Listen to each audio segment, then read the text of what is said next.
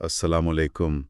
آج ہم ایک بہت ہی عام لیکن شدید تکلیف دہ مسئلے پر بات کر رہے ہیں، عرق نسا۔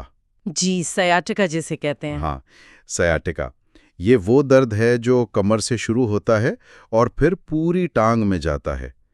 کبھی کبھی تو چلنا پھرنا بیٹھنا تک مشکل ہو جاتا ہے۔ بالکل، روزمرہ زندگی بہت متاثر ہوتی ہے۔ ہمارے پاس آج ایک مضمون ہے ڈاکٹر یعقوب بلوچ کا۔ جی۔ وہ تربت کیچ میں کنسلٹنٹ فزیو تھراپسٹ ہے۔ اچھا۔ انہوں نے اس مضمون میں عرق نسا کے علاج کے پرانے اور نئے طریقوں کا آپ کہہ لیں موازنہ کیا ہے۔ جی تو آئیے ذرا دیکھتے ہیں کہ وہ کیا کہتے ہیں۔ جی ضرور۔ تو اس گفتگو کا مقصد یا کہہ لیں ہمارا فوکس یہ سمجھنا ہے کہ یہ جو پرانے خاص طور پر تکلیف دہ علاج تھے، جیسے وہ جسم داغنے والا طریقہ، اوہ جی، انہیں اب کیوں چھوڑ دینا چاہیے اور کیوں جدید سائنسی علاج بہتر ہیں، محفوظ ہیں۔ یہ بہت اہم نقطہ ہے۔ ڈاکٹر بلوچ کی تحریر ہمیں تھوڑا ماضی میں لے جاتی ہے، جب ظاہر ہے طبی علم، سہولیات یہ سب کم تھیں۔ جی بالکل۔ تو اس زمانے میں لوگ شدید درد سے فوری کسی بھی طرح نجات پانے کے لیے ایک انتہائی تکلیف دہ کام کرتے تھے، گرم لوہے کی سلاخ سے جسم کو داغنا۔ یہ تو سننے میں ہی خوفناک ہے۔ ہاں نا، یہ سوچ کر ہی عجیب لگتا ہے، خاص طور پر آج 2025 میں کھڑے ہو کر۔ کیا واقعی آج بھی کہیں ہوتا ہوگا؟ دیکھیں، مضمون تو اس کے خطرات پر بہت تفصیل سے بات کرتا ہے۔ یہ واقعی پریشان کن خیال ہے۔ فوری شدید تکلیف تو ہے ہی، جی۔ لیکن ڈاکٹر بلوچ جس بات پر زیادہ زور دیتی ہیں وہ اس کے بعد کے مسائل ہیں۔ اچھا۔ جیسے یہ عمل صرف جلد نہیں جلاتا، یہ مستقل زخم بنا سکتا ہے، اور سب سے بڑا خطرہ انفیکشن کا۔ انفیکشن؟ اوہو، یعنی صرف جلن کا درد نہیں، اس سے آگے بھی کافی پیچیدگیاں ہو سکتی ہیں۔ بالکل، اور مضمون خاص طور پر ذیابیطیز یعنی شوگر کے مریضوں کے لیے اس خطرے کو بہت نمایاں کرتا ہے۔ اچھا، وہ کیوں؟ دیکھیں، یہ اہم بات ہے کہ ذیابیطیز میں زخم بھرنے کی جو قدرتی صلاحیت ہوتی ہے جسم کی، وہ کم ہو جاتی ہے، بہت سست۔ جی ہاں، یہ تو سنا ہے۔ تو ایسی صورت میں ایک معمولی سی جلن یا زخم بھی وہ آسانی سے قابو سے باہر ہو سکتا ہے، وہ بگڑ کر ناسور بن سکتا ہے، السر جسے کہتے ہیں۔ ناسور یعنی وہ زخم جو بھرتا ہی نہیں؟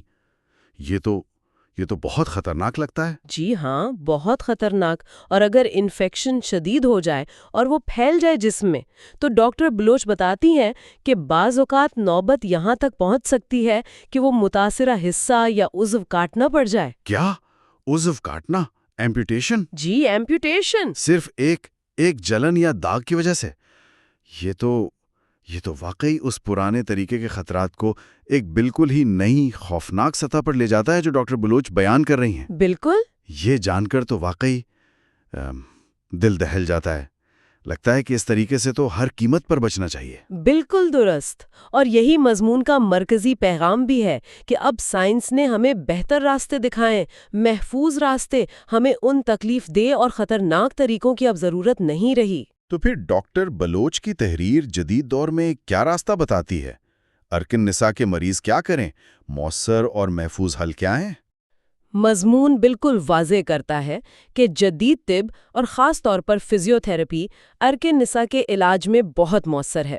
Physio therapy? جی، اس میں صرف درد کم کرنے کی دوا نہیں ہوتی، بلکہ مسئلے کی جڑ پر کام ہوتا ہے۔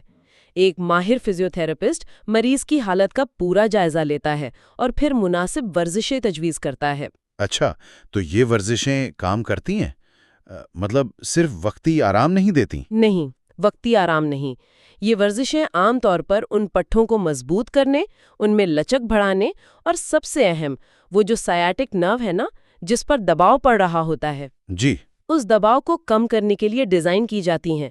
اس کے علاوہ علاج میں طرز زندگی میں کچھ تبدیلیاں لانا، جسم کو صحیح طریقے سے استعمال کرنے کی ٹریننگ، یہ سب شامل ہو سکتا ہے۔ یعنی ایک مکمل پلان ہوتا ہے۔ جی، ایک مکمل علاج کا منصوبہ جو جسم کو مزید نقصان پہنچائے بغیر صحت یابی کی طرف لے جاتا ہے۔ یہ تو بہت معقول بات ہے اور امید بھی دلاتی ہے۔ تو خلاصہ یہ ہے کہ مضمون کہتا ہے پرانے نقصان دہ طریقوں سے بچیں اور جدید سائنسی علاج اپنائیں۔ جی، مضمون میں ایک بہت خوبصورت بات لکھی ہے، جسم اللہ کی امانت ہے، اسے سنبھالیں نہ سزائیں۔ بالکل، بہت خوبصورت بات ہے۔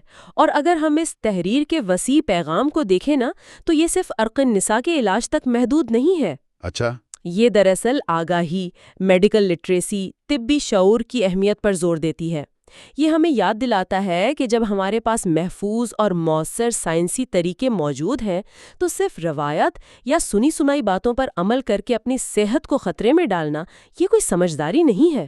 صحیح۔ خاص طور پر کمر درد یا عرق نساء جیسی صورتحال میں مستند ماہر جیسے کوئی اچھا فزیو تھراپسٹ اس سے رجوع کرنا ہی سب سے بہتر راستہ ہے۔ یہ ساری بحث نا ایک اہم سوال ذہن میں لاتی ہے جس پر شاید ہمیں سوچنا چاہیے جی کہ ہم خاص طور پر ہمارے جیسے معاشروں میں جہاں روایتی طریقے اب بھی کافی رائج ہیں، صحت کے معاملات میں پرانی روایات اور جدید سائنسی علم کے درمیان وہ توازن کیسے قائم کر سکتے ہیں؟ ایک صحت مند توازن۔ جی، صحت مند توازن، خاص طور پر جب کچھ پرانی روایات واضح طور پر نقصان دہ ثابت ہو چکی ہوں۔ یہ ایک چیلنج ہے۔